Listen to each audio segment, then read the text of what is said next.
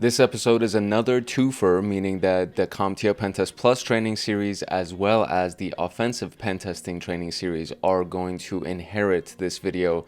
And I think it's going to be like that for the next set of videos, however many that we're going to end up doing under pentesting, because so many of these tools are cross-compatible with both of those training series, and I'm going to be recommending that both sets of people, the people that are studying for CompTIA Pentest Plus practical exercises, as well as the people who are studying for the offensive pentesting pathway inside of TryHackMe, I think that both sets of people can actually get a lot of value from this series of content that's rolling out in the next few weeks, mainly because of the fact that, again, we're just going to be using the same sets of tools for both sets of instructionals and in practical exercises. So all of that being said, what we're going to be doing today is attacking a Linux machine. In the last video that we did on this series, we attacked a Windows machine, and in this one we're going to be attacking a Linux machine, and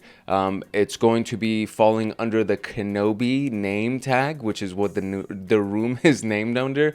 And I don't understand the Obi-Wan Kenobi reference, so I'm not exactly sure why it was named the way that it is, but it's called Kenobi. That's the room that we're going to be going through, and it's something that we're doing to attack Linux. And so here's what it is. So we have, the walkthrough on exploiting a Linux machine. We're going to enumerate Samba for shares, manipulate a vulnerable version of the ProFtpd, and escalate your privileges with path variable manipulation. So it's a pretty solid series of exercises that we're going to do. It's not very long as far as the list of tasks that are concerned. Usually it's a much longer list of tasks, but we only have 4. So we have deploying the machine itself, enumerating Samba for shares, gaining initial access with ProFtpd, and then privilege escalation with path variable manipulation. And that's pretty much it. Those are all of the tasks that are assigned to us for this specific room. But in these tasks, we're going to end up doing a series of various exercises that are hopefully going to kind of help you flex your muscles a little bit and get more familiar with and comfortable with using tools like Nmap and the SMB shares or FTP or whatever it is, just so you can gain a foothold on a target machine and then escalate your privileges and then take an action towards whatever your objectives are at the end of it. So that is the outline for the video that we're going to be going over today, and I hope you're as excited about it as I am. And a quick little note from Hackaholics Anonymous, and we'll dive deep into it. If you want access to my notes and exclusive downloads and to get lifetime access to me on Discord, consider joining Hackaholics Anonymous. We have 4 tiers. We have the supporter, the agent, the guardian, and the master. Each tier gets their own Discord server and early access to content. The agent, guardian, and master levels get exclusive content, exclusive downloads, monthly Python automations, live streams with me every single month, plus so much more.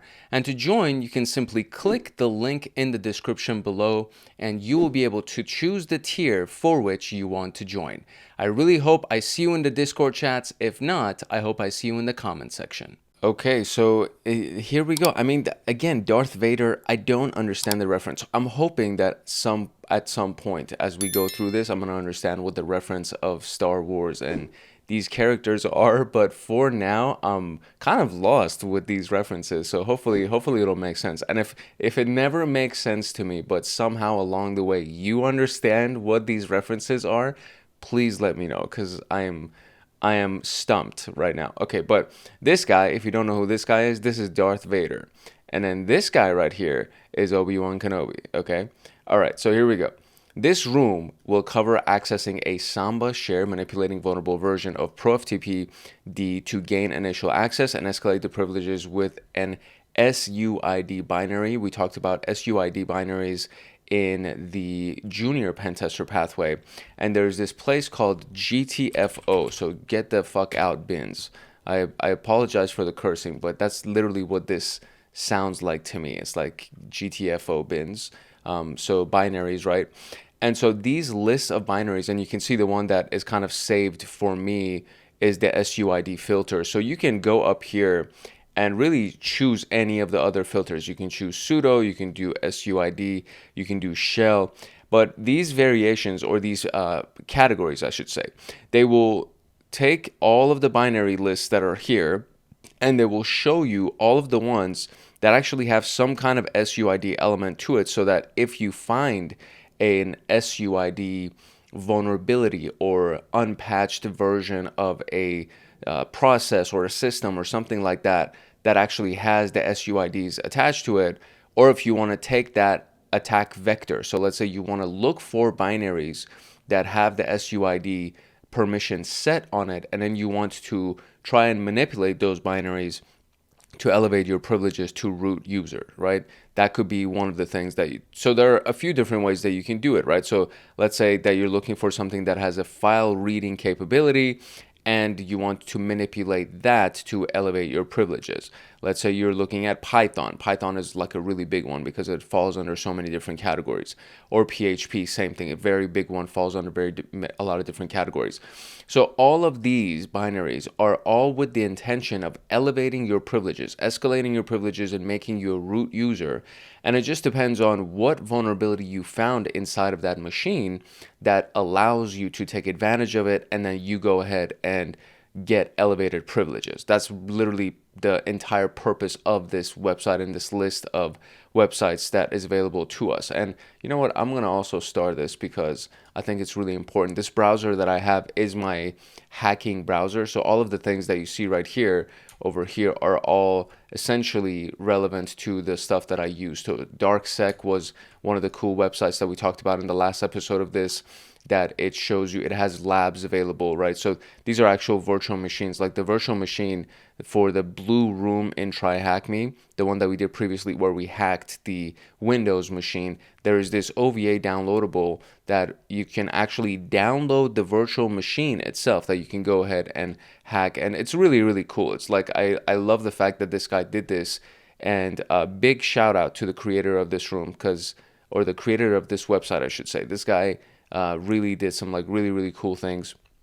And security engineer, administrator, and content director for TryHackMe. And his name is John. Oh, there we go. That's it. I think that's John. I think John is the one who created this whole thing. So big shout out to John. We appreciate this guy for doing that work for us. But anyways, so I kind of digressed and I went a little bit all over the place. But it was more just so you understand where these types of binaries can be found, or these attack vectors can be found, that if you want to escalate your privileges to root, you can actually go on that GTFO bins website, and from there you can try to find some kind of attack vector through which you can escalate your privileges and make yourself a root user. So that is available to you. So now it says make sure you're connected to the network and deploy the machine. What they're referencing here is the OpenVPN connection, but I'm going to use the attack box that's already on my browser, and I've already deployed the virtual machine, which is this button right here, and then I already have the IP address for that. And so now I'm super zoomed in, so I need to go ahead and view this in full screen, because this is going to look ridiculous if I'm still zoomed in like this. So we have that, and so this is going to be our attack box, and then with the attack box we can go ahead and run nmap basically to see how many ports are open on this IP address. And so the version of the nmap command that you run is totally up to you. I usually just go with SS just to make it a little bit quicker, and it requires that you have a sudo permission or root permission because it's a stealth scan for nmap. So when you log in inside of TryHackMe with the attack box, you always get dropped in as the root user. So you don't have to do sudo nmap ss. But if you're using it as a non-sudo user, or non-root, I should say, if you're doing it as a non-root user, but your user has sudo permissions, then you would run sudo nmap and then the rest of it. So that's basically what we're doing. And we're going to run that, and I'm just going to do -v for verbosity, and you can always do that as well, just so you get some more details onto the screen. And I'm not going to really kind of define a port range. I'm just going to run it as it is, just so we can see how many ports show up as open for us. And so we're just going to let this run for a couple of seconds, and we'll come back to it. Okay, so here's an interesting output. You can learn a lot from the outputs that nmap gives you. So when we run something like this, and then we get nothing, right? So we got nothing returned to us. And it said all 1,000 scan ports on this IP address are filtered, meaning they're sitting behind a firewall, which prevents us from running a stealth scan on it. So you can always run a variety of different types of scans. So we can actually just do 10.201 and the IP address, right? We can basically do that just by itself, and then I'll still do verbose. And in the hint, they said do very verbose, like triple V, which is very, very verbose. So we'll do that and just let it run. And this thing right here, still, right? It still says the report for this, the host is down, received no response. So did I use the wrong IP address? 10.201.117.55, right? Isn't that the IP address? So let's see over here, 10.201.117.55. That's what it should be. And it is not giving us any kind of a response. So this is very interesting. So now we need to try to find other ways to get the answer to this, because this is host seems down. If it's really up but blocking your ping probes, try PN. So let's try that option and let's see if we can get past it, because that is really interesting that it's not, or actually, you know what, we can even do this, right? So let's see if the host is actually up. So let's ping it and let's see if we're going to get some kind of a response. And if it doesn't respond, that means that it's either down or it doesn't respond to ping, right? So I'm pinging it and I'm getting no response. Usually by this time we would get multiple responses. So it says destination host unreachable. So that means that either it's down or it's not replying to pings. So another way that we can go ahead and check this out is to see if this particular website or machine is accessible through a browser. So let's go ahead and try to search for it that way. Let's see if we can actually find this IP address that we had previously through the browser and see where we can, or whether or not we can get access to it, because it's actually really interesting that it's not pulling up like this, and they didn't give us any kind of information around it. So I'm just curious as to why this is not loading. And so it says 10.201.117.55 again is not accessible, it's not loading. So one thing that I can do here is I could just restart it. I could just terminate the machine and restart it, because it shouldn't be this complicated. That's the piece that I'm actually interested in, because they give us instructions as we go through this. They literally give us all the instructions. And when they give us instructions like this, it leads me to believe that the room itself is not supposed to be overly complicated. And if we go up here, usually there's also like a difficulty level at the very top as well. And so in either case, this is not supposed to be as complicated as it is. So I'm just going to go ahead and terminate the machine, and I'm going to restart the machine so that we can try it one more time with a new IP address, and hopefully it'll work. And if it doesn't work, then we're whatever, but I think it should work. So let's see. Okay, here we go. We got a new IP address. Let's go ahead and try it again with the new IP address. And let's see if we get anything this time around. It's just so odd. There you go. Okay, so maybe it was an issue with the previous machine that was up. So now we actually get to see that there were 993 closed ports, and it scanned 1,000. So you just subtract 993 from 1,000, which means we have 7 that are on this list. So 1, 2, 3, 4, 5, 6, 7. 7 ports are open, and we have the FTP service, SSH, HTTP, RPC bind, NetBIOS, Microsoft DS, and NFS. So the network file share, and then you have several other very basic ones, and HTTP being that it's accessible via the web browser through the internet. We have secure shell that's open. We have the file transfer protocol that's open. So, okay, these are useful. So we have 7 ports that are open. Excellent. So I can kind of zoom back in here a little bit and make this easier for you. Okay, so now we've done our first scan with Nmap. We know that we have 7 ports open. So now we need to go ahead and enumerate Samba. Samba is the standard Windows interoperability suite of programs for Linux and Unix. It allows end users to access and use files, printers, and other commonly shared resources on a company's intranet or internet. and it's often referred to as a network file system. Okay, so it's basically the name of the brand. Consider it like that. So it's like the name of the brand for this functionality, which is the network file system, the network file share that you can do. So we saw that we have a port open here, right? So we have the 2049 port that has NFS on it. So that could potentially be the port that we're going to target for this scan, right? So essentially what it does is that it allows you to access and use files, printers, and other commonly shared resources on a company's website or on a company's infrastructure, we can even say. So anything that would be shared, okay? So think about it like that. So Samba is based on the common client-server protocol of server message block, also known as SMB, and we did an attack against the SMB server on the last video when we were attacking the Windows machine. SMB is developed only for Windows without Samba. Other platforms would be isolated from Windows machines, even if they were part of the same network. So this is why it's important for us to have access to Samba, because SMB, the server message block, is only for Windows. And without Samba, any other computer that's on that same network would not be able to access the files that the Windows machines access, or vice versa, right? So this is why Samba is actually so important. Now, using Nmap, we can enumerate a machine for SMB shares, and it has the ability to run and automate a wide variety of networking tasks, and there is a script to enumerate shares. So this is what's really handy about Nmap. So if you're studying for CompTIA Pentest Plus, or if you just want to get good at pen testing in general, you should be fully aware of the fact that Nmap has a bunch of scripts that come pre-installed with it.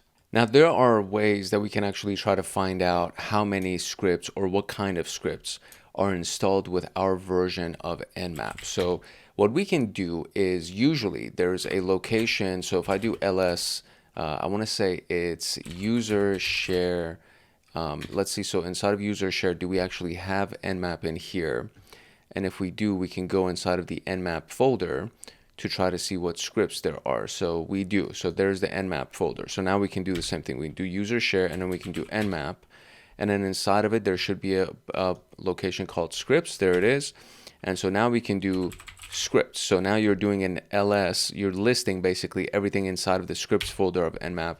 And now you have this full list of scripts, right, that are available with the installation of Nmap that I have access to right now. So these are a lot of scripts. There's a lot of stuff that these things can, I mean, so many, honestly. Look, there's just an entire series of scripts just for SMB, right? So really, really, really, really freaking useful tool. And this is why, like, Nmap is just such a favored tool when it comes down to doing reconnaissance and doing enumeration and all these things, because it even has access to its own set of scripts. And then you can even do a vulnerability scan for the, there we go, I think it's vulners, NSE maybe.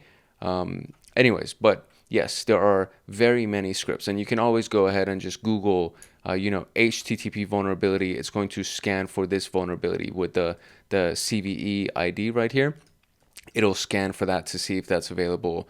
And there's just so many of them. So I can technically even do this. I can do the ls, right? And then I can pipe the output of this command, and I can try to grep for anything that has vuln in it. So if I do vuln, and you got to do the asterisk as well. So you got to do vuln on the front and end of it. You need to do an asterisk. Just go, it knows to or maybe that's not how you do it. Hold on, let me see. I'm sure that there's a way that I can do this, because there needs to be a way that we can go ahead and find all the scripts that have the vuln in it. There you go. Okay, so you don't even need to do the asterisks. So as long as you just search for vuln, it'll show you all the ones that actually have vuln in it, meaning that these are scanning for vulnerabilities.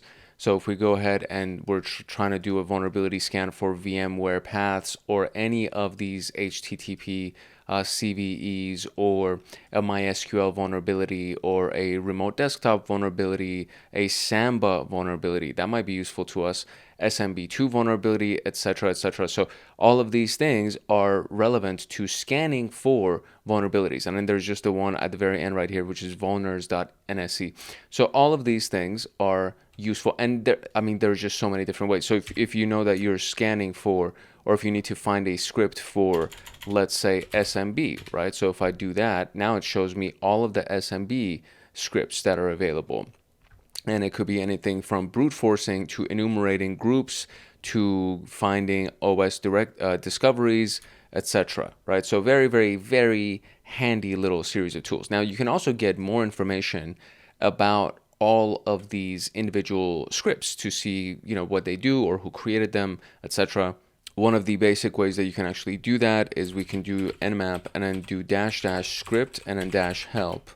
And then after this, you can either give it the name of an individual script, or you can just type all, and it's gonna take a minute or a few seconds, I guess.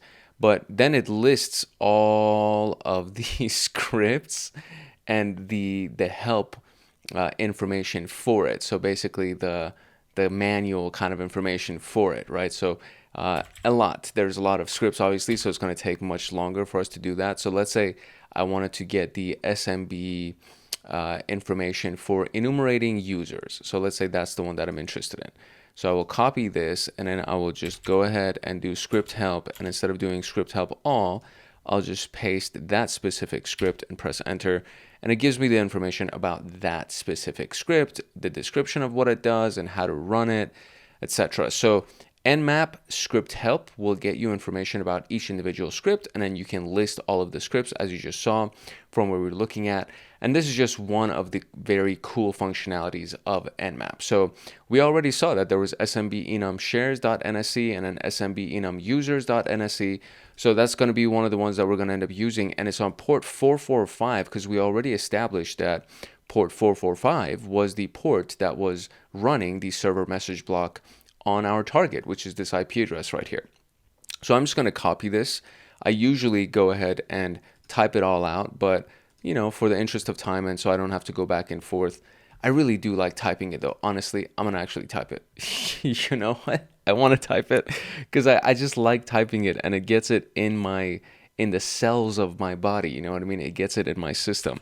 So I'm going to open this, and I'm going to drag it off screen into my second monitor so I can go ahead and look at it and be able to type it all out individually. And look, it shrunk my screen because the freaking thing, let's see, look at that. Do you recognize who that is? Does anybody recognize who that was? That man right there with the thing right here. Who is that? If you know, you know. But I mean, if you know, drop it in the comments, because that's a really cool wallpaper. Like, you can't say that is not a cool one. Even if you don't know who that is, you just know that that's a very epic dude right there. Okay, all right, cool. Let me stop nerding out. I mean, you already know I'm a nerd. You shouldn't be surprised that I'm a nerd because I'm a pretty big nerd, bro. You should be very, very familiar with who that is. If you are here, there's a very good chance that you also know who that character was. Okay, all right.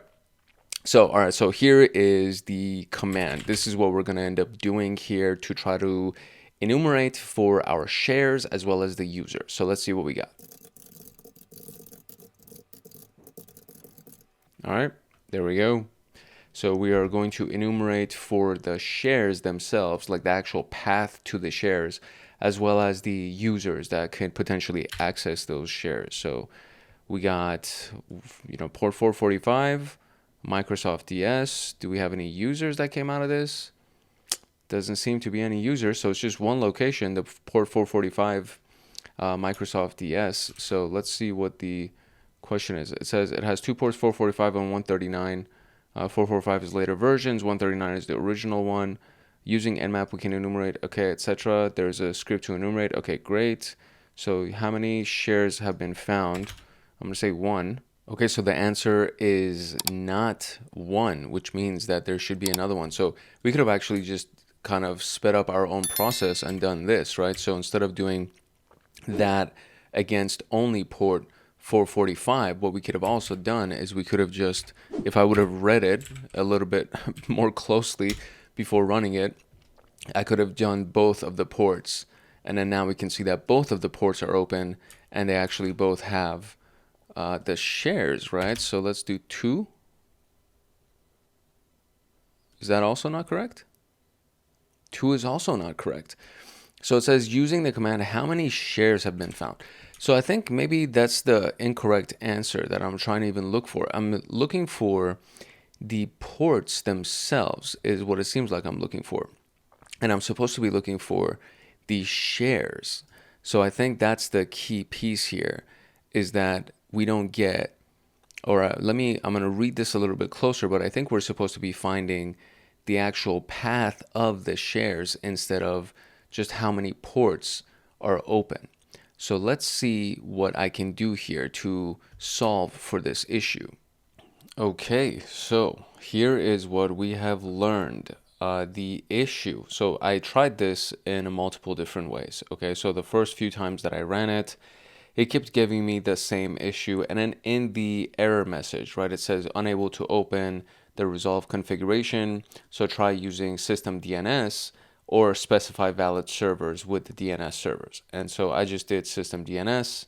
And the next time that I ran it, it didn't give me that error message, but it still wouldn't give me the enumeration for the network shares, those SMB shares. So, tried doing another script called the SMB OS discovery to see if there's anything else that maybe it brings up for me. And then I did it again with the system DNS portion and still nothing. So finally, I moved on to SMB client, which is actually one of the tools that they tell us to use right after this question anyways. So what happens here is that the one that they want us to do is SMB client and then the actual path and then the weird little shared name, which is actually here. It actually shows it to us, the anonymous share name, and then we have the printer and then we have the IPC as well.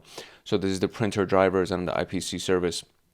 So these things you can actually find by using the SMB client and then using the -L option to list whatever would be available on this specific IP address. So this was not inside of the instructions that we got because for whatever reason, the script for enumerating shares was not working inside of Nmap, which is a really good thing to see actually, because there will be a lot of times where one given approach that has worked for you previously may not necessarily work for you again. So if that's the case, then you want to go and try to do a contingency plan. You want to go to plan B and then plan C and try a variety of different approaches to actually get the same result that you're looking for. So in this particular case, I used SMB client with the -L option, and I just gave it the IP address. And by the way, if you notice that the IP address is different, it's because I also tried restarting the virtual machine and generating a new machine just in case, I don't know, there was some kind of a connection issue or something. So I did all of that. And the -N option is to just to use a null session, basically meaning that it doesn't require a password to authenticate for us to be able to access this. So that's pretty much it. I think it would have probably even worked if we didn't do the -N option. So let's try it. And no, it does ask for a password. So definitely you want to use the -N option so it doesn't prompt you for a password and it'll still try to enumerate those shares. So the name of the share that we're looking for is anonymous in this case, but the number of shares would be 3 shares. So it says how many shares have been found. 3 would be the answer. And now it says, now we actually go and use the one of the shares. So inspecting one of those shares using SMB client. So in this case, connect to the machine network share. So SMB client using that location. And now it says enter Ben's password. So it's going to ask us for Ben's password. And in this case, I don't know if we have Ben's password. That's the other piece where I'm like, okay, well, why are you asking me to enter a password when I don't even have a password? So it says using the machine connect to the machine network share. and the entering of the Ben's password. But I don't have Ben's password unless I'm missing something. So I need to go ahead and try to find Ben's password. Nope, it doesn't exist here. And usually something else can happen. So if we do this, so let's zoom out a little bit more. So if I go ahead and open up split view, sometimes there's an option right here. There's this little I button, the I inside of the circle. So if I click on that, it gives me information about the room that I'm in. But this is giving me information about the actual attack box itself. It's not giving me information about the virtual machine that I've logged on as. And again, when I click on the information for the virtual machine, still nothing. So there is no password for Ben. So I am curious as to why we're being told to use it without the password login. So here's what we're going to do. We're going to just try what they said, and we're going to try to use the SMB client to access that share without a password. And if it still tells us to access or to enter a password, then I will enter a password, I guess. Let's see. So password, I'm going to press enter. Oh, I didn't even need to press enter, or I didn't need a password. I just pressed enter. So now it says get a list of possible commands. So let's do help to get a list of possible commands. And so we have, what do we have here? Anything that might be relevant or useful to us. dir, which is to list directories, or ls to list directories. Make a directory. What else is here? So let's do ls just to see what's up. So inside of this location, there's a log.txt file, and I think that's the answer for the next one. So it says once you're connected, list the files in the share. What's the file that you can see? And that is the log.txt. All right. You can recursively download the SMB share to submit the username and password as nothing and open the file on the share. There's a few interesting things found. Information generated for Kenobi when generating an SSH key for the user. Information about the ProFtpd server. What port is FTP running on? That we already saw because we ran it. But let's see if we can actually read this by just doing a cat of this location. So we can't do cat. So what can I do here to be able to get this file or to be able to read this file that's on here? So let me see if there's anything useful to me. I think I can use the get command to actually download the file itself. So if I do get log.txt, getting file, etc., average 3 kilobytes. So let me see if I open up a terminal again, if it'll actually have the log.txt file. It does. Look at that. So it actually worked. So the get command actually got the log for us. So now I can do it on my machine using cat. And now we can see that we have a bunch of information inside of this log.txt file. Now the question that they're asking is what port is FTP on? And I mean, usually it's on 21. So that should be fine. So let's see what information inside of these. This is a very large file. So let's see what else I can find. I'm going to go through it. Oh, here we go. Port 21 is the standard FTP port. So port 21, there you go. That's pretty much it. So open the file on the share. There's a few interesting things. Information generated when SSH key for the user, and then information about the ProFtpd server. So it's running on 21. And the generated information for generating an SSH key for the user, that might be interesting. So your earlier Nmap port scan will have shown port 111 running the specific RPC bind. There's just a server, or this is just a server that converts remote procedure call number into universal addresses. When an RPC service is started, it tells RPC bind the address at which it is listening and the RPC program number it is prepared to serve. In our case, port 111 is access to a network file system. Let's use Nmap to enumerate this. So Nmap P111 script NFS ls. I really hope that this actually works because the other one didn't work. So I'm just going to copy this one just in case I don't know, messed up the command that I ran or something. I don't know, you know. So I'm just going to copy and paste it exactly as it was. We're going to press enter. Okay, this one actually worked. This one seems to have gotten us some more interesting information here. So this is the port 111, and then these are the various permissions that are attached to these different locations here. And so we also have the show mount that has the var log here, and then the stat NFS that also has the var location here. So this seems to be fairly useful. So /var, however you want to pronounce it. That seems to be the location, the volume, right, that has these things mounted on it. So it says what mount can we see, and the mount itself is the var, the var log. Okay, cool. So now we need to use ProFtpd to be able to gain our initial foothold, our initial access to this server. ProFtpd is an open source FTP server, and it's compatible with Unix and Windows systems. It's also been vulnerable in the past software versions. So let's get the version of it to see if we can actually do anything with it. So one of the cool tools that are available to us for this is Netcat, and we can use this to connect to the machine on the FTP port. And what happens when you run it is that it actually gives you the version of whatever it is that you're trying to connect to in the header of it. So if I do Netcat, and then what's the IP address real quick? It's the 10.201.36.0. If I do that, oh, I need to give it the port number as well. So what was it? We did nmap, and then we do 10.201.36.0. Oh my gosh, I'm making silly mistakes right now. Okay, here we go. So FTP, or port 21, dude, duh. Okay, good Lord, honestly. So there we go, port 21. And so there it is. You see, like right in the header, it says 1.3.5 server. There we go. ProFtpd 1.3.5 server, default installation, etc. So that's basically all we needed right there. So, okay, so it's 1.3.5. That's the version of it. Now it says we can use searchsploit to find exploits for a particular software version.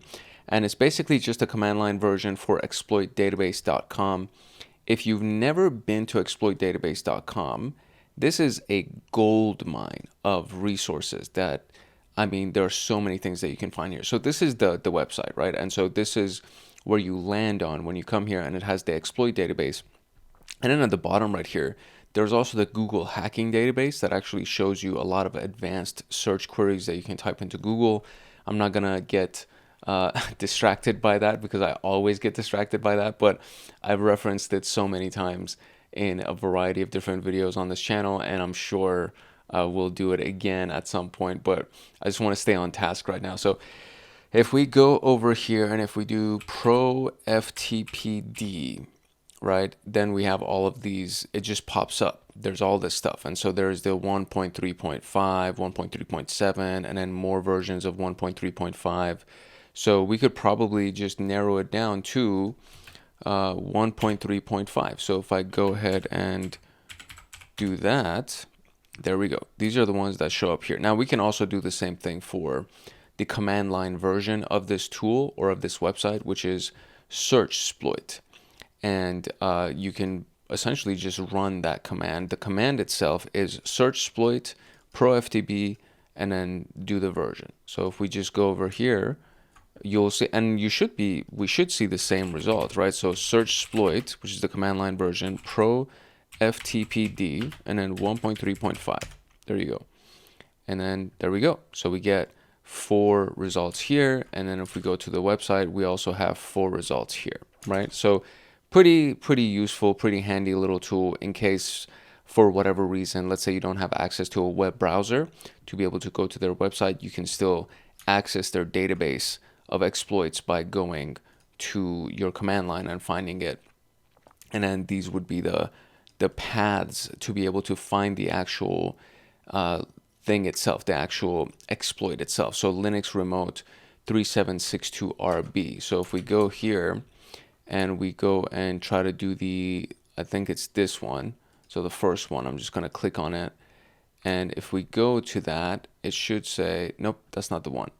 So I think it's actually, this is probably the path on the machine that may have access to it. So let's see if we can do ls or find maybe. Let's do find for Linux remote 37262RB like that. Oh my gosh. Okay, good Lord. Let me stop that. I forgot to do a holy cow. That's a lot, dude. That can't be it. That seems like a lot. I'm also going to do the 2 to the dev null folder. So, no, it's still a lot. Wow. I did not realize that I would get that many results from that. That is insanity. So maybe that's not it. Maybe it's not what we're looking for. Or maybe it's not on the local machine or something, because that seems like an insane amount of results for something that should just give me one result. That's gnarly. Okay. But anyway, so this is the mod copy command execution, which is, what do we have? Mod copy command execution. So that's the one right here. And it is up here. So we do see it says exploits 37262. So that part is right. But the / Linux element of it, that's the part where I thought maybe it was on the local machine or something. But anyways. Okay, so what does it say? It says how many exploits are there? So we have 4 exploits, and we should have found an exploit from ProFtpd's mod copy module, which we did, right? So if we actually want to go view it here, we have the mod copy all here. So, and we have the remote command execution through Metasploit, and remote command execution again. So there's 3 mod copies. One of them has not been verified. 2 of them have actually been verified and served useful. So the mod copy module implements site cpfr and site cpto commands, which can be used to copy files or directories from one place to another on the server.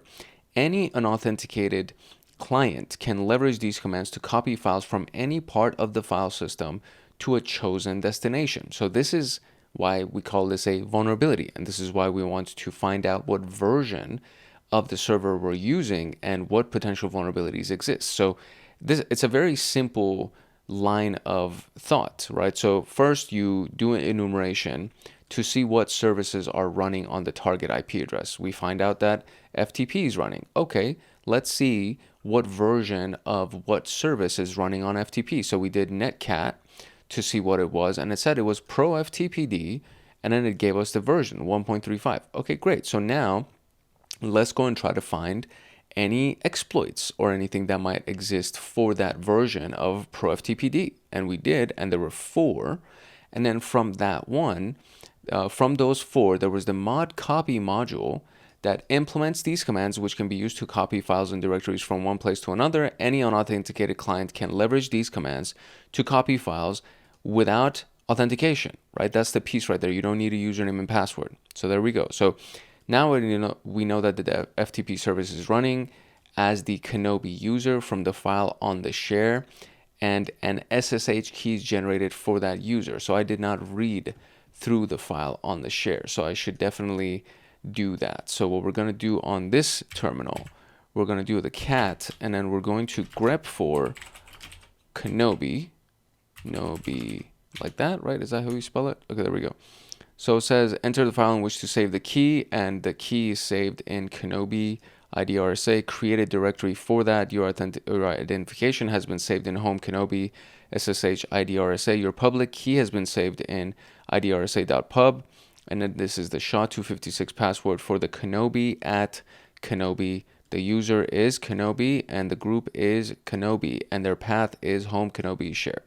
So interesting information. There we go. We found all of that information. I didn't read through it, but you normally, when you find a file like that inside of a share, you do want to read through it so you can see that there is the Kenobi user that's inside of it. So, I was lazy and I didn't sit here and read through that massive freaking log file. But you should, in a real exercise, you should be sifting and sorting through a bunch of information. So one of the things could be, for example, if we wanted to do the same thing, we wanted to cat through it, and since we don't know who the user is, right, we may go ahead and do a search for identification, for example. And I search for that, and now it says your identification has been saved in home Kenobi, and it was like, oh, okay, so maybe that is the user. Okay, there's another thing that we could potentially search for that would give us more information, and it could be something like public key. That could be something else too.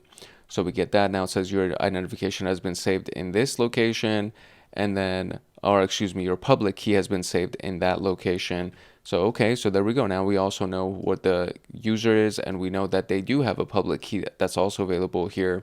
So there are a few different ways that you can actually read through a massive log file without reading through it line by line and grepping for certain pieces of information. For example, the person's identification, right? Their ID, right? So that could be something that would be handy to you. There could be another way that you can do it where you can just say, okay, grep for user. Maybe it's not identification, but when you grep for user, obviously a bunch of information, like a lot more information will come up. So add a single anonymous login and assume that you have the user group, set the user and group under whatever user group, map bad user. What else can we do here? Is there anything in here that would give us the name of the user? Because it was supposed to show us the username, right? Because we saw user is Kenobi, right? And the group is Kenobi. So that was supposed to be in there somewhere, but for whatever reason, it's not showing that to us now in this output. So I'm kind of a little bit skeptical about that. But anyways, so this is kind of how you would go ahead and find various types of information that would potentially give you the name of the user. So now we have the name of the user. So the FTP service is running. The user itself is Kenobi. And now there's an SSH key that is generated for that user. So we know all of these things. So what we need to do now is we need to copy that information, right? We need to get access to that information.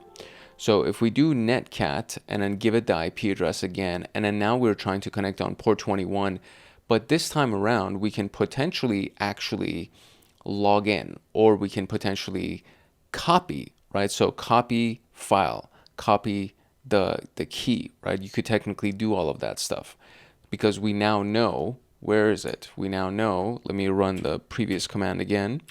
So we're going to go to Kenobi.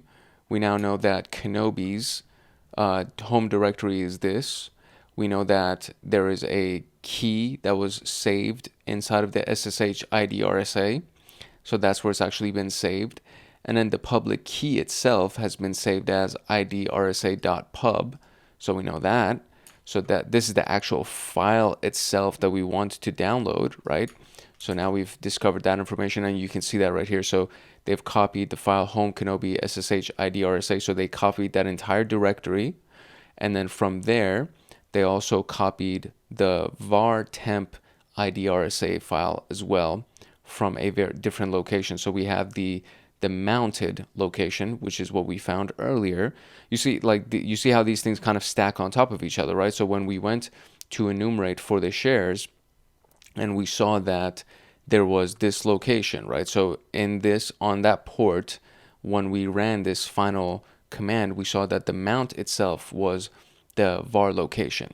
And then from that location, we can potentially go ahead and rummage around a little bit. So if I actually go to this one, which is the one that we were initially logged in on our on the connection. So NC, there we go.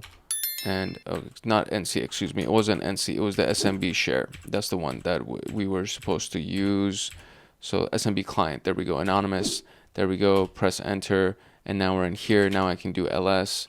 And it says this. And I don't know if there you go. That's the current directory, is that location. So let's see what we do if we went up one, and if I printed it now, I'm still in the, okay, so that's not going to work. So what if I just did CD and then I did actual path itself? Would that work? Nope, it does not. Okay, so I'm trying to remember which one was the one where we found all of the information. I think, oh, so it was on this port. There we go. So it's on port 111, and I'm just logged into that share, so that's not the one that I was looking for. So we did the nmap on port 111. This is where we found the mount, which is the volume right here. And then from that mount, we also found a bunch of different locations, or a bunch of different things that were in it. And so if we go further down here, or right here, where is it? In here, we see that there's the var temp and an ID RSA. So if we went over here, and sorry if I'm going like back and forth a lot, I'm just trying to kind of find these different elements for us to be able to connect the dots here. So inside of the var location, we have backups, cache, crash, local, lock, snap, www. It doesn't show me anything for temp. The NFS show mount is var right here, and then we have another var right here. So potentially it would have been inside of this this file, the log file. So maybe we can go ahead and read through the log file and look for the var entity and see what we can find. So we can see that the log file is that, and then there's the samba.log as well, and then var library samba, spool samba, library. Okay, so still, I don't exactly know where they found this temp ID RSA inside of that var location. So that's the piece that I would assume that this is like the default location that would be the temporary storage for that ID RSA file. I'll just give it that, and that'll kind of be how we would deduce and conclude that that's how they found it. But in either case, so we know that the var directory was a mount that we should see, which was on that task. So we've known, we've now moved Kenobi's private key to the temp. Oh, that's what it is. Oh my gosh. See, I need to read more instructions. I feel so stupid right now. Good Lord. Okay, so so this one copied it, and then this one transferred it to the temporary location. I feel so silly. I can't believe I did that. Okay. All right. So so now we've moved Kenobi's private key to the location. Okay, so what I need to do is I need to connect to the FTP server, and from there I'm going to do site CPFR and transfer that into my location. So let's see. It literally says it on the screen, ready for destination name. I feel ridiculous right now. That's just... Oh, good Lord. Okay, whatever. All right. We learn from our mistakes, ideally. So, okay, there we go. There's that. So we have connected. Now we need to do site CPFR and then home Kenobi SSH ID RSA, which is right on the right-hand side of the screen. So I'm going to kind of stay zoomed out so I can actually see the path right here. So we're going to do site, right? CPFR. That's what it said, right? Site CPFR, yep. And then we're going to do the home Kenobi and then give it the .ssh ID RSA like that. So now it says file or directory exists and it's ready for destination name. So now I need to do site CPTO and then put it into that temp folder. So site CPTO and then do var tmp and then ID RSA, right? Yep, ID RSA like that. Copy successful. Excellent. Okay, great. So we did it. Nice. So now we need to mount that temp directory to our machine. So let's see how they did this over here. While inside of our downloads folder, right, Ben at cloud, which I'm guessing, I don't know if it's the root location that they're talking about. I think this is the person logging in on their via OpenVPN, and so this is their own machine that they're doing this. So they made a directory called Kenobi NFS, and then they mounted that that mount right there, that var location, to that Kenobi NFS, and it says only root can do that. So they did it with sudo. So they ran it, and now when they go into that directory, so if they do ls/la and look at that, they should be able to see everything that was mounted from the external location, from that other location, from this mount right here. They should be able to see it on their local computer, right? So this is actually the mount that they created on their local computer. So we have a network mount, and now we can go to that and get the private key and then log into Kenobi's account. So they took the key, right, and they changed the permissions on it so that they can access it, and now they were able to access it using ID RSA, and the Kenobi user flag would be available on that. So let's go ahead and do those pieces ourselves as well. I'm going to refer to my second monitor so that I can go ahead and type all of these things out without going back and forth.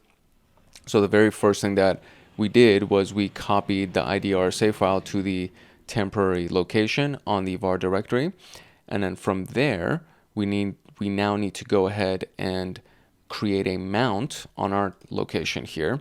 So I'm going to close this out, and I'm gonna go ahead and create a mount. So let me see where I am. I'm here. So I'll also go into my downloads folder just to be similar to what they did. So we're gonna do sudo make directory, and then we're going to create a mount Kenobi NFS, basically exactly what they did. So I'm gonna create a directory here, unable to resolve host, etc. Name or service not known. That's silly. Why is the name or service not known? So let me do a make directory. That's so weird. Why would that not be? What do you mean? So it file already exists.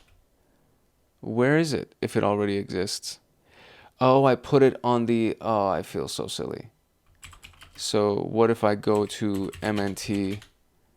That's where it is. So I thought I made it inside of my downloads location because I thought that's what they did, but we actually made it on the root location. That's why.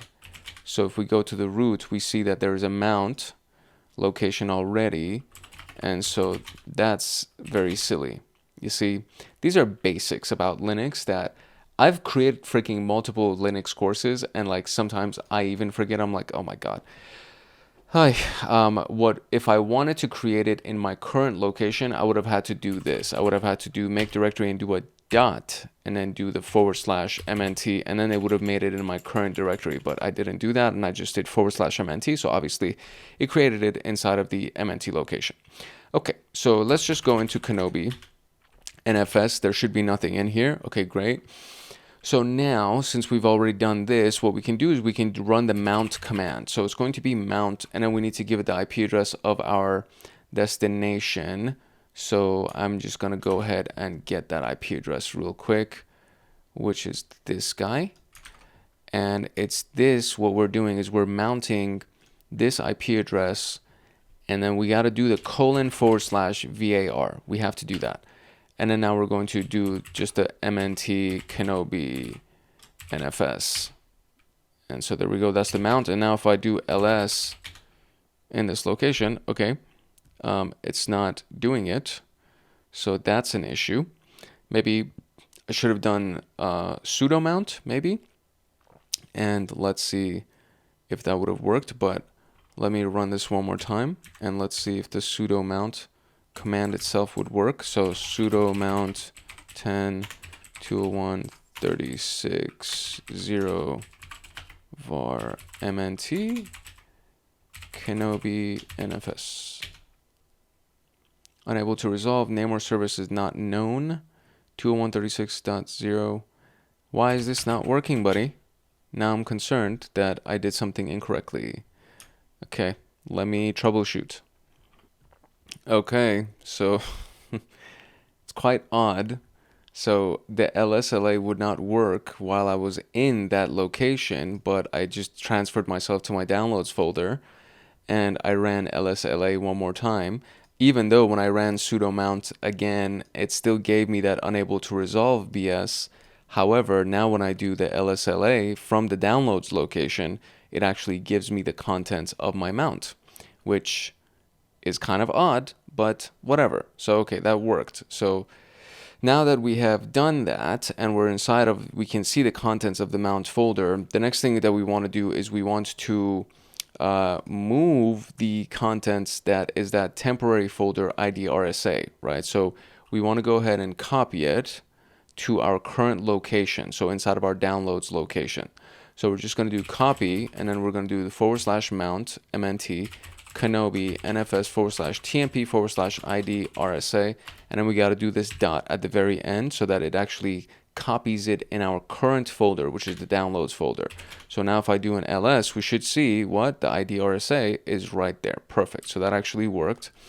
Okay, great. Now we just, the rest of it is very basic. So we're going to give it the permissions of being able to, what is it? I think it's read and write, if I got that correctly, and an ID RSA. And so service name unknown, that's very annoying. That's so annoying that that's not working. Yeah, read and write is what we gave to it. That's so annoying that that's not working, or it's giving me that error message. It's not that it's not working, it's just giving me that error message, and that's what's like most annoying out of this whole thing. Okay, so there we go. So now we're going to do Kenobi at the IP address, which is this thing right here. And we're using that ID RSA file to log in. So if this works, we would be logged in as Kenobi. And we accept the fingerprint, and there we go. We are officially logged in as Kenobi. So hopefully that made sense. I'm sorry if I made it a little bit confusing for you, but essentially what we did was we followed the directions exactly as far as, you know, creating a mount location, which is this mount Kenobi NFS at this at the root. So it's root, which is that initial / MNT Kenobi NFS. This is our directory that we created. And then we ran the mount command, so sudo mount, and then we gave it the location from the target machine / you got to make sure you have this colon at the end as well. So colon / var. And then we mounted it to this folder that we created.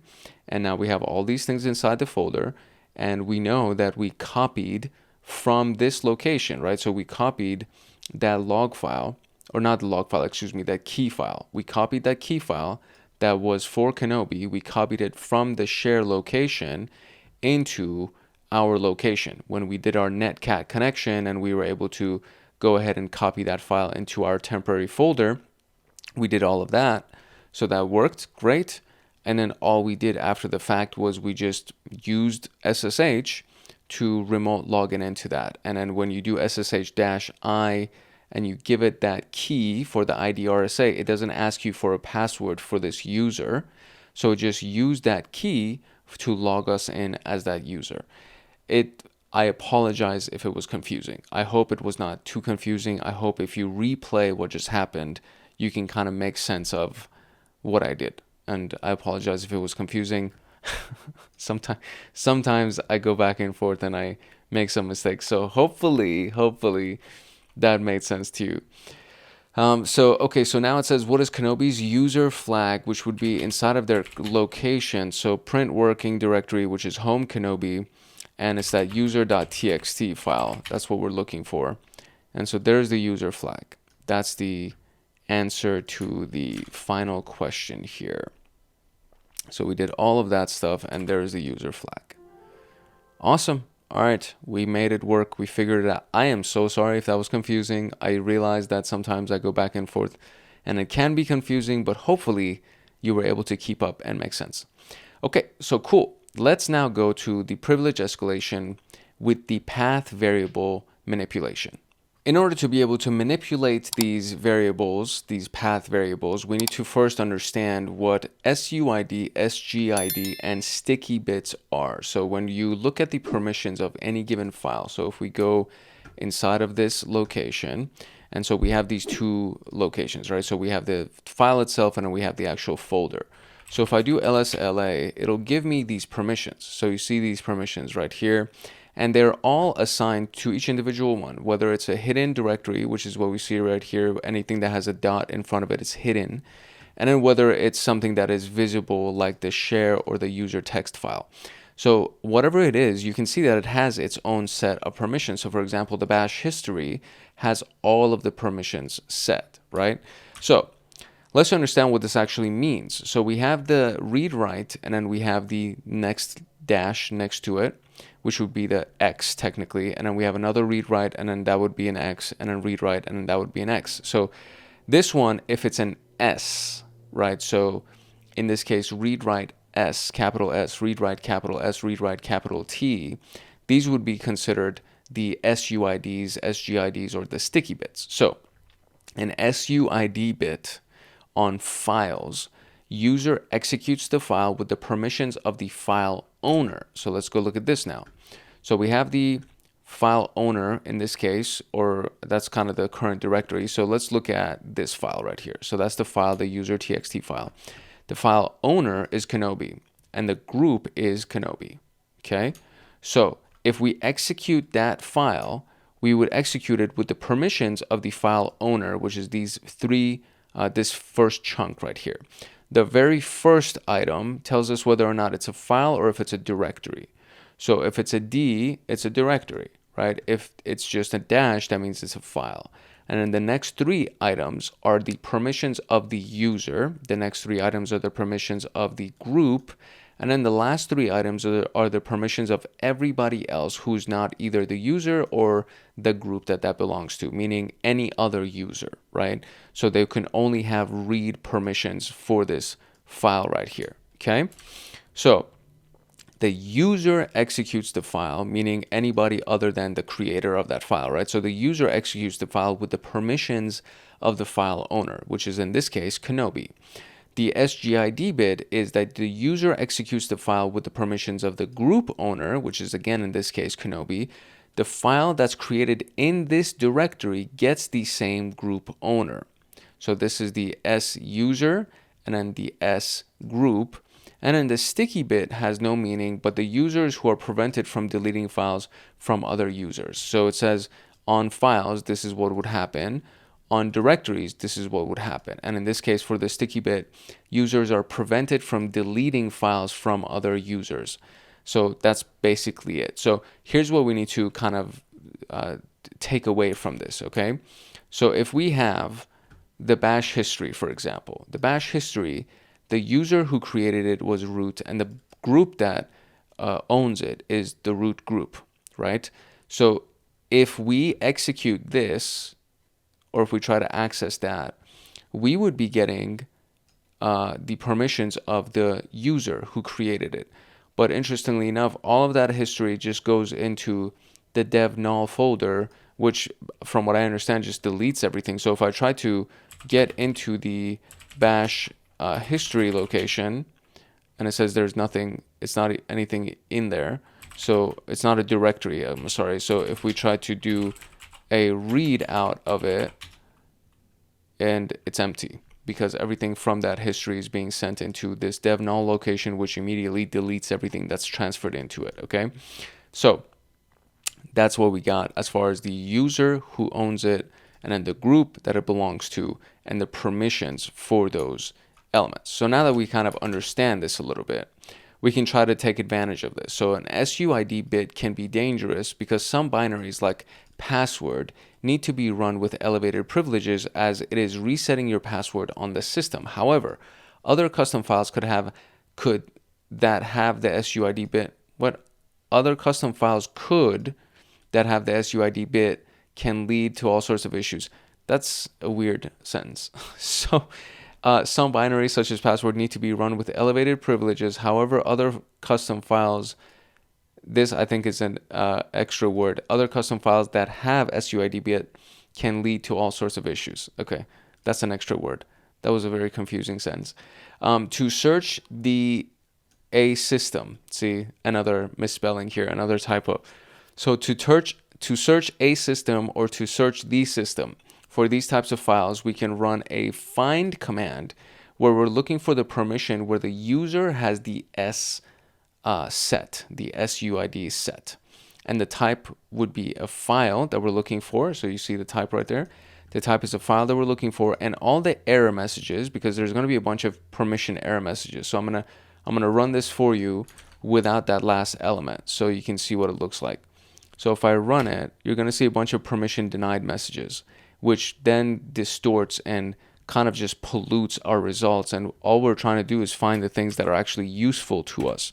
So we'll run it again, and then we'll do the 2 to the dev null, because we already know all of these permission denied errors now will just be deleted, and all we'll see is the actual results, right? So none of these have permission denied.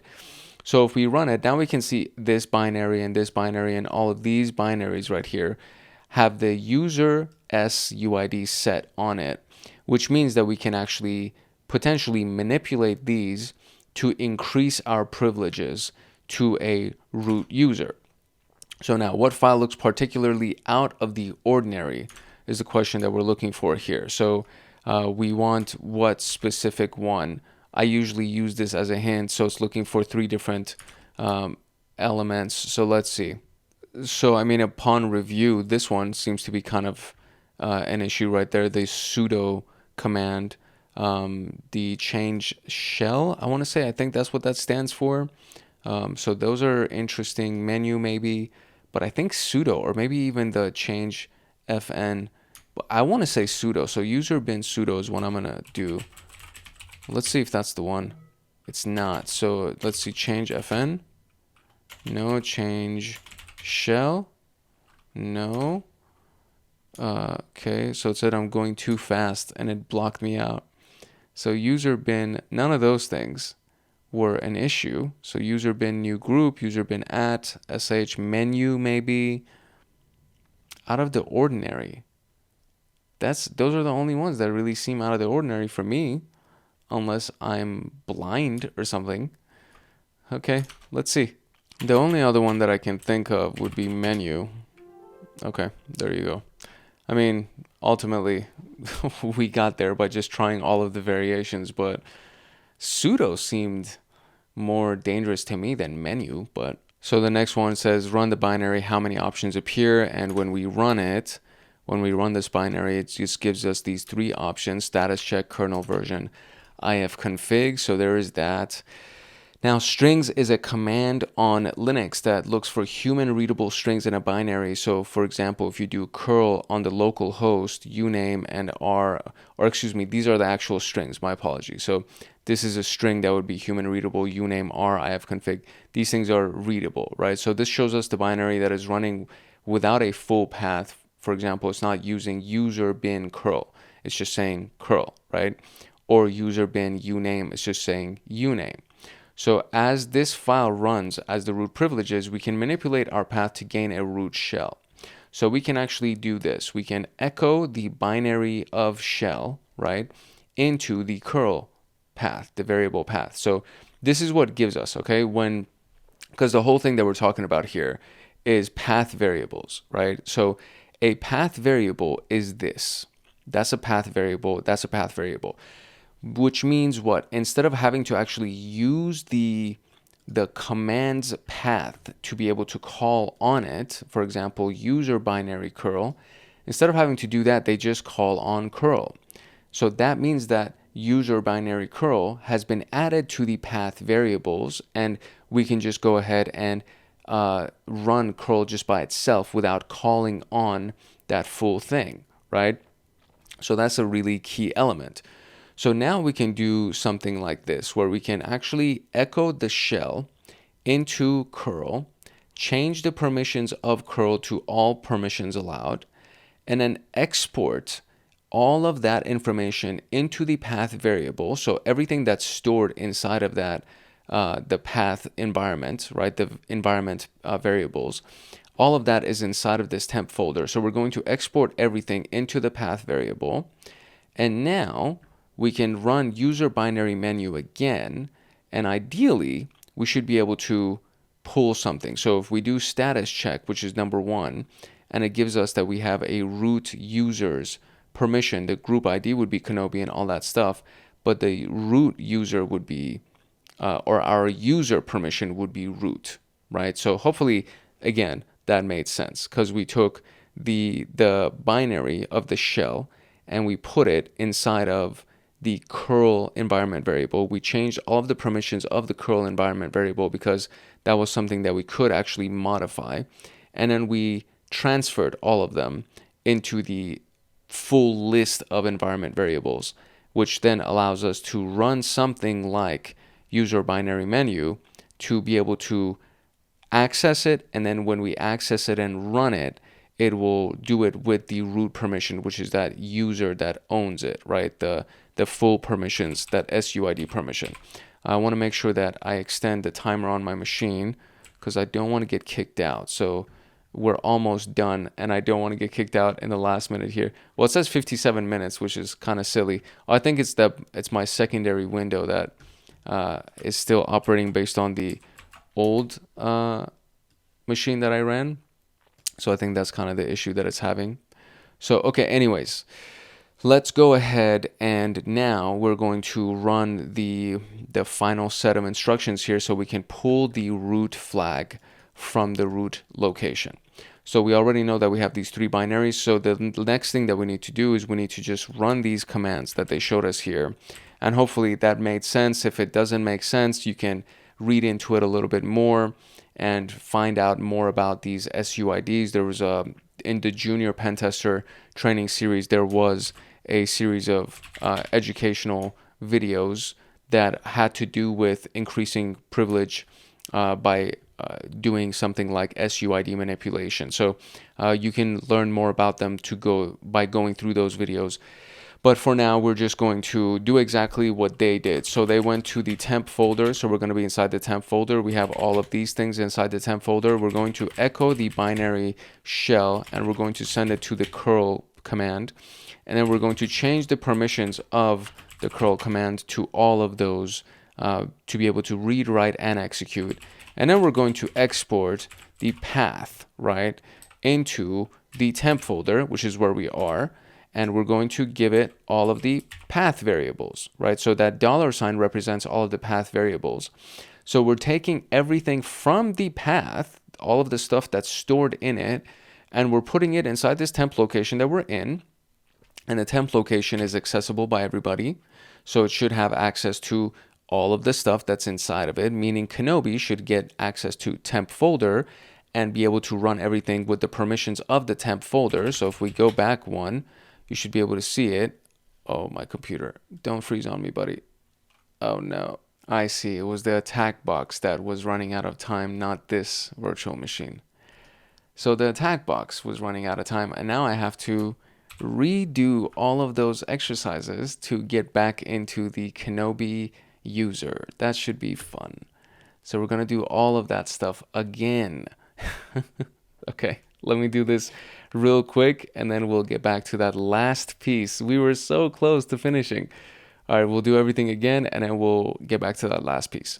Okay, so I thankfully the attack box was the only thing that crashed, so I just needed to remount everything from this IP address. I'm just gonna add another hour to it. I should be done in the next 10 minutes, but I'm just paranoid now.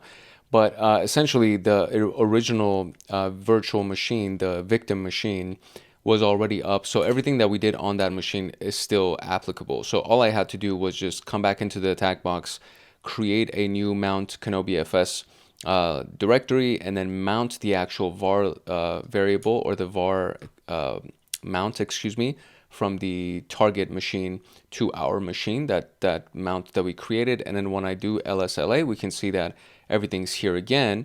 So now what we can do is we can just go ahead and log in from that location. Or so basically what we can do is this. We would go ahead and copy the ID RSA file, right? So from Kenobi, we're going to copy the ID RSA to our current location, and we should be able to see it here. And there it is. So we're going to change that permission to ID RSA, and that should be available as well. And now I can go ahead and do ID RSA, or use that ID RSA file to log into this location, which is my IP address, Kenobi, and there we go. Okay, perfect. So now we do have it, right? So now we're here, there's the text file, and so we were able to get the Kenobi flag already. So all of that is all good, and we were able to do all of these things. So now we can continue from where I lost my connection, which is finally getting that the menu, right? So the binary that we had found was that menu binary. So this thing right here, this piece right there, that's what we had originally found. So what we want to do, and hopefully I've already done it, but I'm just going to do it again. I think it died on me at I don't remember when it died. So hopefully I can just go ahead and rerun all of these things. And so I don't know if doing these things multiple times, if it's going to hurt me or not, but we're going to try it anyways and see if it'll work. So there we go. And then now user bin menu, and there's that. So if I do that status check, right, and do ID, there it goes. So it actually worked. So again, we took a shell, right? We just took the binary of the shell for Kenobi, by the way. We took Kenobi's shell binary, or actually, excuse me, this is the system binary. So the Kenobi binary would be add user, like this, user binary, and then shell. So we took the system binary and we put it into the curl command. And then we changed the permissions of that curl variable, not the curl command, it's the curl path variable, that environment variable, right? Because again, it would be user bin curl would be the full path for this. But instead of now curl holding user bin curl, that environment variable now holds the binary shell inside of it. So that environment variable now calls on the binary shell instead of calling on user bin curl, okay? And then we went ahead and changed the permission of that binary variable to everything, that environment variable to everything. And then we exported all of those variables into our temp folder. And then from there, we just ran the command. So user bin menu, we just ran it. And now we can see that it worked, right? The menu itself came up, and then all I did was just call on a status check on it and pressed enter, and then I ran the ID just to see if my ID had actually changed, and it has changed. So if I do who am I, it says I'm root. Okay, so that's great. So now what we need to do is we need to find out where we are. So we're in the home Kenobi, so we need to go ahead and get into the root. There we go. And so inside of the root directory, we should have the root folder, which we do. There it is for the root user. So we're going to go into that folder, and there's the text file. So we're going to read that text file, and there's the root flag. All right, we figured it out. We made it. Even though I made some mistakes, we did make it finally in the end. So hopefully that was relatively simple enough. I hope you were able to make sense of it and you were able to follow along and actually get the results that I got. So if we go ahead and do a quick little review here just to see what we did inside of this entire series of exercises, so you can kind of hopefully I'll try to make it a little bit more simple from the review, right?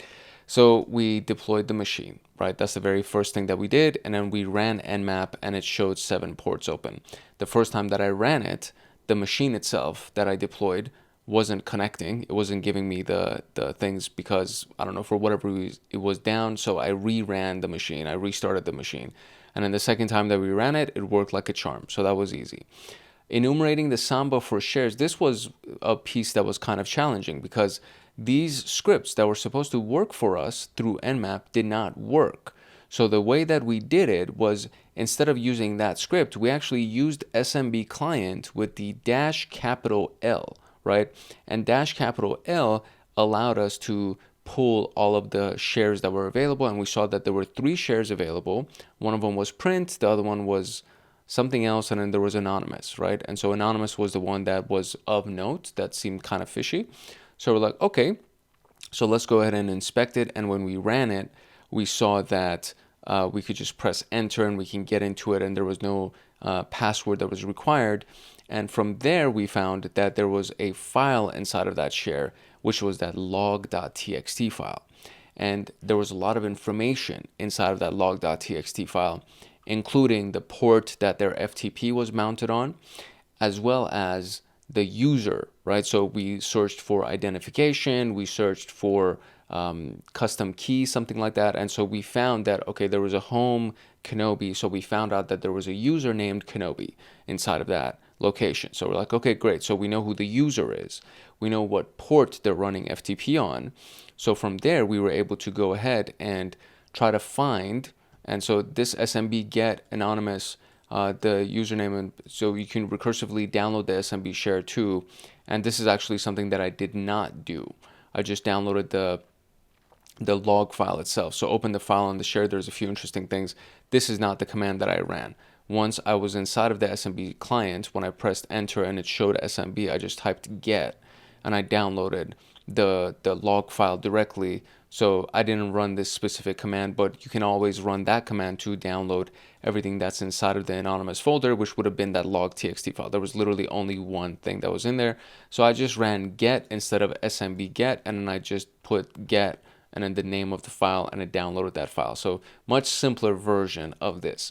And then we read the file and we found the port number, and then we found that there was the Kenobi user. And then in our first Nmap scan, we also saw that port 111 was running, and it runs the RPC program. And in this particular case, the RPC program was doing an NFS, right? The network file system. It was a share that was being accessed. So we ran this command right here, which is the script for listing everything that's inside of the NFS service. And that one actually worked for us. And from there, we got the location of the mount, which was the /var. And then we went to try to attack and gain our initial foothold through the ProFtpd service. And so we knew that there was an FTP port that was open. We just didn't know what kind of server was running on that port. So we did netcat, we did nc, and then we give it the IP address of the victim machine as well as the port number, which was 21. And then in the header, it said this is running ProFtpd version 1.35. And then from there, we went and used the exploit database through searchsploit as well as the actual website itself. We saw there were 4 exploits that were running, and one of them was the mod copy module that was available, which allows us to copy something from a share and then transfer it to our own location. So we went and did that. So we did the copy of the share, and then which was specifically the Kenobi key. We took that Kenobi key and we transferred it to that VAR temporary location because that was the one that we could access. So we transferred it from one location to another location. And then from that, we created a mount on our local computer. So this is kind of where it gets a little bit technical.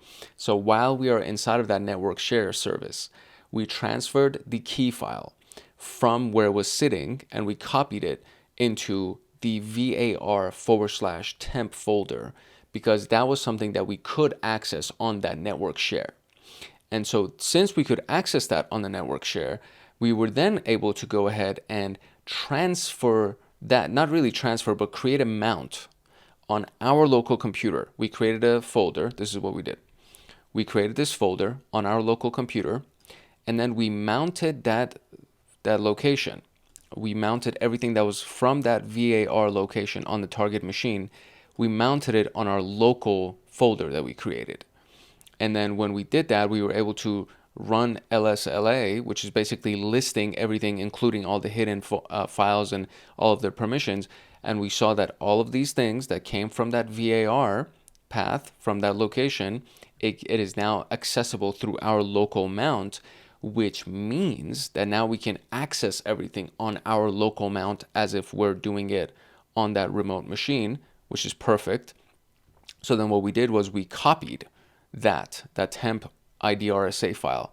We copied it on our local, that dot that represents right there, that represents our, oh, I'm kind of blocking it, sorry. We copied everything that was on here and we transferred it to this dot represents that current folder, which is that downloads folder. So we copied that IDRSA key to our local downloads, and then we changed the permission of that key so that we can actually use it. And then we were able to use it as an SSH password. Instead of doing a secure shell password for Kenobi, we went ahead and actually just used that RSA key instead of a password. And we were able to log in as the Kenobi user. Once we did that, we were able to get the Kenobi user text flag. And then we had to elevate our privileges. And we did that by leveraging SUIDs, which is that super user ID or the set user ID bit. And so we did a search for all of the files that actually have that user permission set. And we were able to find this one binary, which is that user binary menu, which allows us to interact with it using the permissions of that set user ID. And then from there, we ran it, right? And so it showed that there were 3 different options that were available, which is like, get status, etc. So something that was important in this specific tactic that we did was leveraging the path variable. And this is the part where I just want to make sure that I kind of explain it a little bit better. So the path variable, and it doesn't really give us that much of an explanation on this, but it's very important to understand. So we have a folder, right, on every machine. That is the path folder. Everything inside of that path folder has the full path of a binary. For example, user bin curl, right? This is the full path of the curl binary. So instead of us having to type out user bin curl, so for example, Python is another one of these things, that there's a Python full path of where Python was downloaded. And instead of doing that full path to where Python is, we just type in Python 3 or Python whatever. And now we can access that full path of where Python is installed. So instead of having to do that every single time, for convenience, there's this location called the path folder. And inside of that path folder, it has a bunch of these different paths, and each one of them points to a variable. So this is pointing to the curl variable.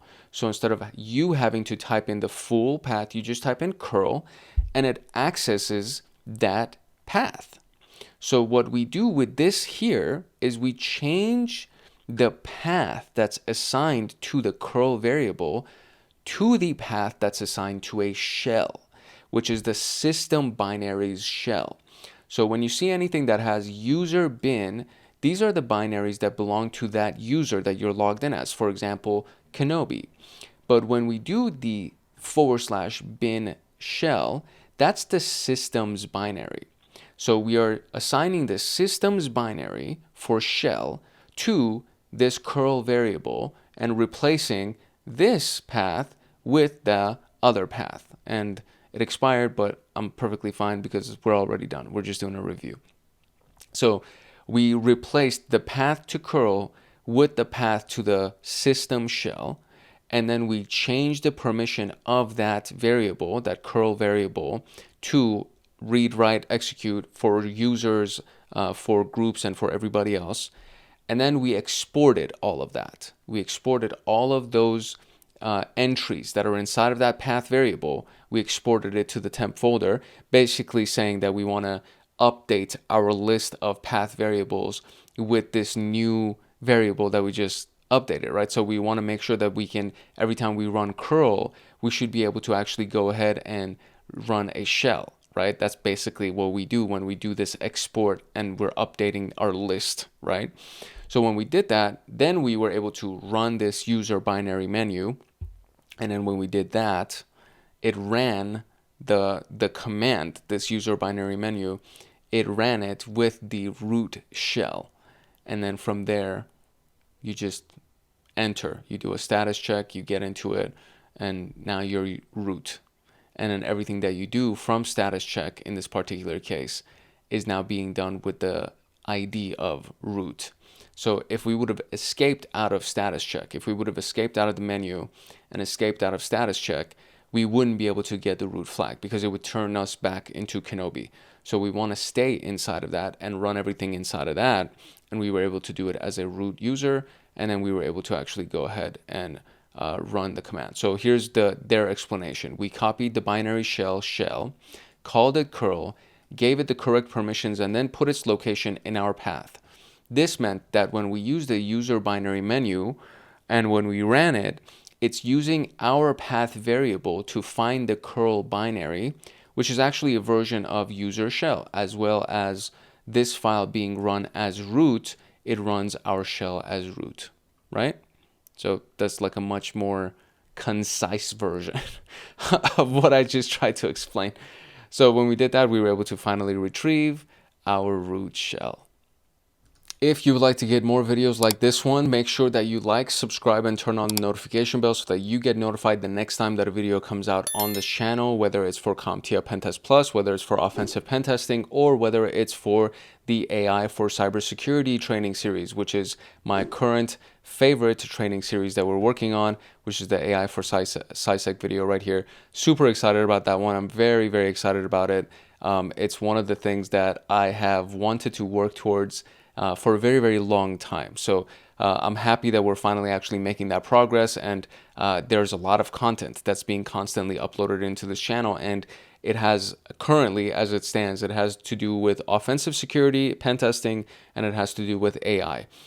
Everything that I've done up until this point has been more for defensive security. For example, we have the SOC Level 1, SOC Level 2 security engineering. There's the Cybersecurity 101, CySec 101 playlist. So there's a lot of stuff that's available if you're just starting out and you want to learn more about the basics. And then there's a lot of stuff that's available for CompTIA basics types courses. For example, the playlist that we have for Linux Plus. So people have used this to pass their Linux examination. People have used it to land jobs that require Linux. For example, SpaceX. That's actually one of my favorite stories. So Linux Plus is a complete course. You can actually use that to either get masterful at Linux, or you can use it to prepare for your examination, etc. CompTIA PenTest Plus is the one that we're working on right now. This one has all of the lectures completed, so now it's more about just giving you a bunch of lab exercises that you can learn more about what you can do with the various tools. Network Plus is also completed, and this is one of those things that, again, you can use it for your certification exams or to just get really good at networking. Security Plus is for the foundations of security, and so all of these things are also available for you. I'm probably going to end up doing CYSA Plus as well, and I'll do a few other CompTIA courses that I think are really important and foundational.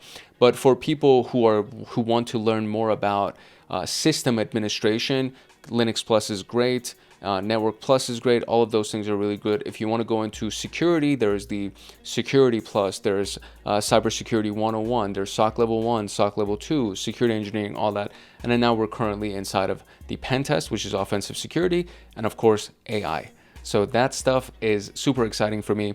And there's all these things that are available for our Hackaholics Anonymous members that have to do with Python and teaching people how to script. There's a really good video that is a kind of like a beginner to intermediate video, which is the Python for cybersecurity video.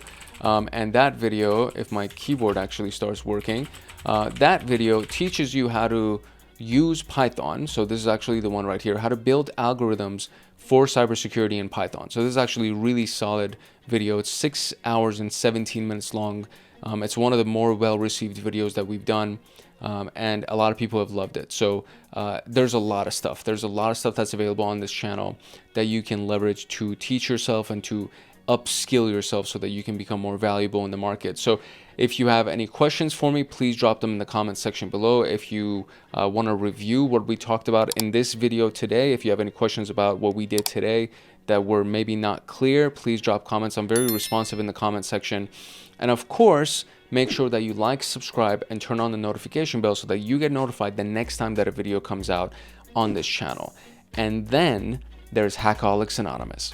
If you want access to my notes and exclusive downloads and to get lifetime access to me on Discord, consider joining Hackaholics Anonymous. We have 4 tiers. We have the supporter, the agent, the guardian, and the master. Each tier gets their own Discord server and early access to content.